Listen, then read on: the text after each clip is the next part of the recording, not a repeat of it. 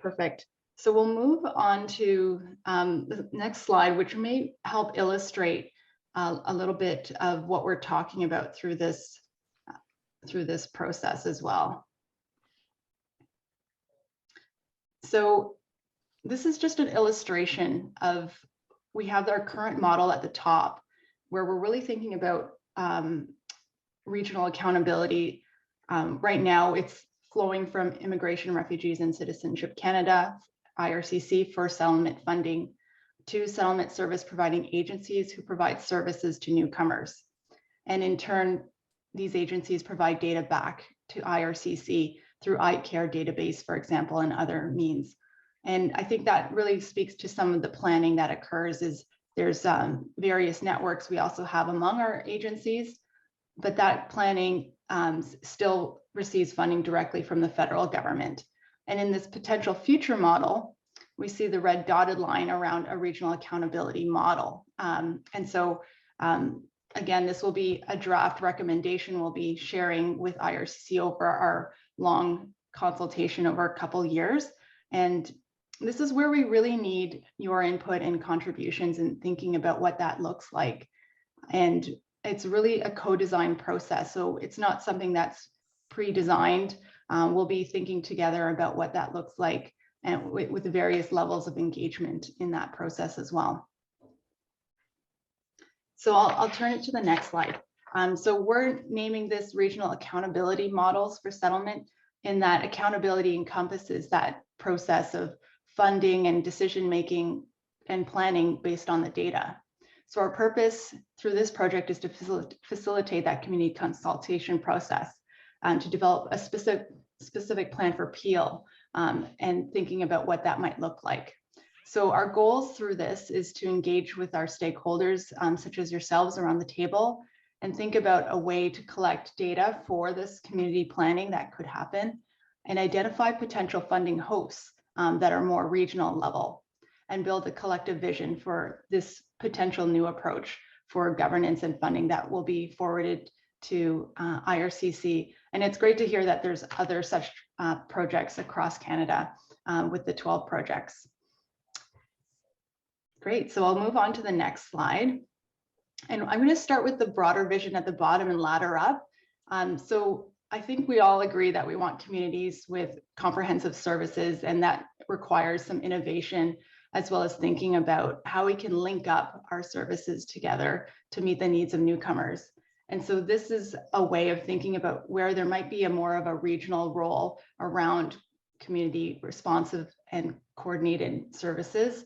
And that can lead to a very concrete report that we can kind of shape together and really develop that recommendation for a new funding and governance model. That's a recommendation to IRCC in terms of what could really work towards those larger goals. I'll move to the next slide. So this is the project roadmap.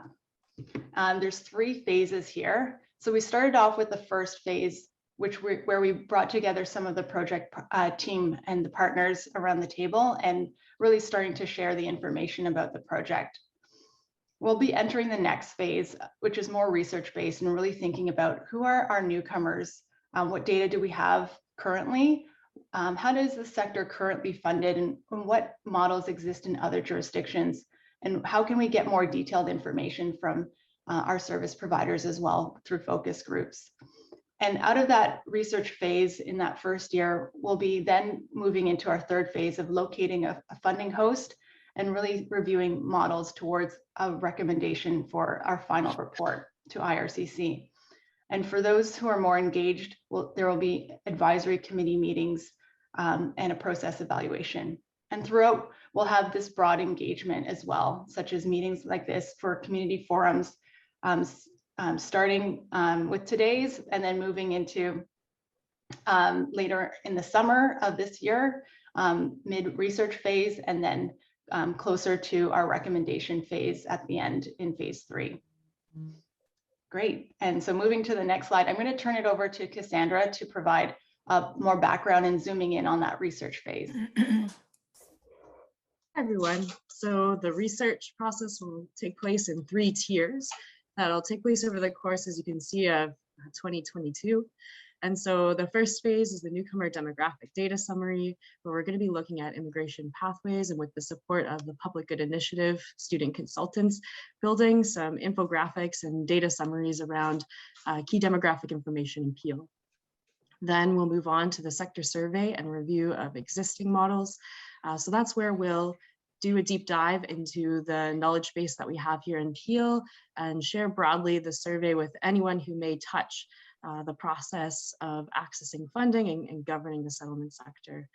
So with all community partners having the opportunity to complete this survey, we'll synthesize the findings, and then while we're busy at work at PNSG doing this, CCBR will be researching existing models in our sector and others to sort of think about different options that we might have to present to everybody to consider.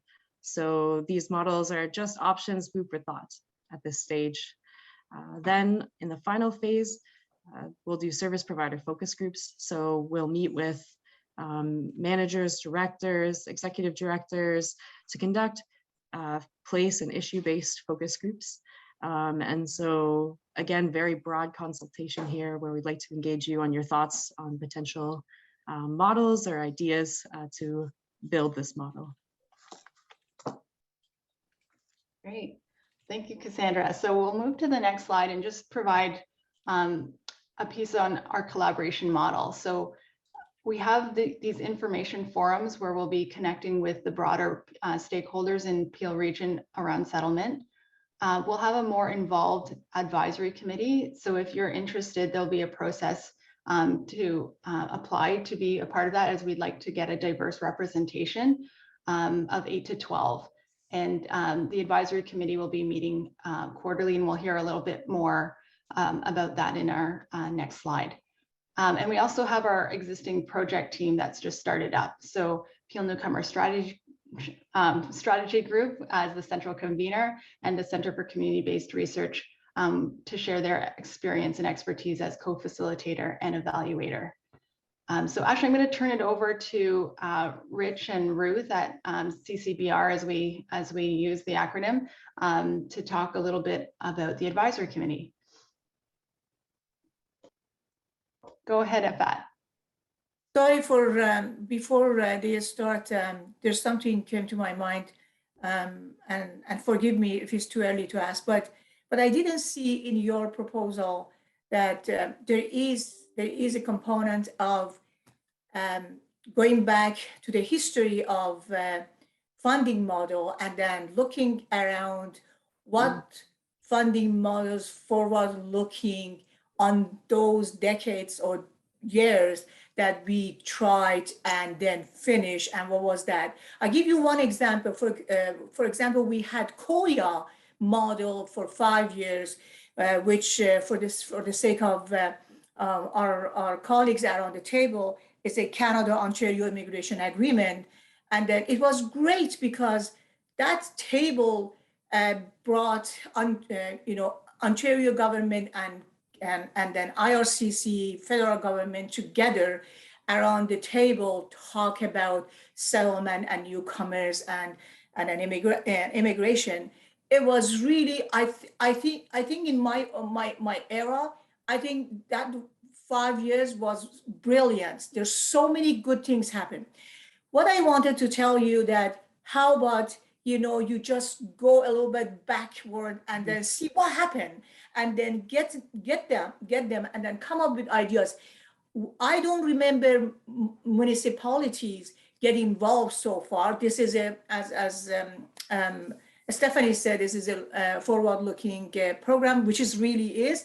But how about, you just go back and then see what's going on, what happened, and then is there any lesson to learn? Thank you. That's a brilliant idea. Thank you so much, Afat.